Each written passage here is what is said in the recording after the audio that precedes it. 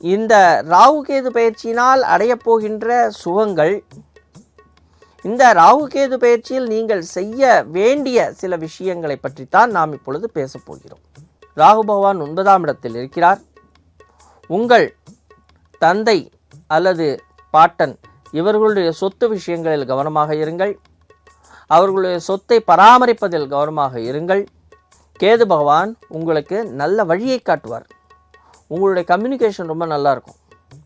நீங்கள் யார்கிட்ட எப்படி பேசுகிறீங்களோ ரொம்ப தெளிவாக பேசுவீங்க. தொழில் சார்ந்த விஷயம்னு வரும்பொழுது தான் கொஞ்சம் எச்சரிக்கையாக இருக்க வேண்டும். எல்லா விஷயங்களிலும் இந்த ஆணவம், அதாவது ஈகோன்னு நம்ம சொல்கிறோம் இல்லையா, இந்த ஈகோவை மட்டும் வரவிடாதீங்க. அப்போது உங்கள் இந்த சந்திரனை கேது பகவான் பார்க்கும் பொழுது புத்தி நன்றாக இருக்கும். அதே நேரம் புத்தியில் தடுமாற்றங்கள் வரும். இந்த தடுமாற்றங்கள் யாரால் வருகிறது? 9ஆம் இடத்தில் இருக்கக்கூடிய ராகு பகவானால் வருகிறது.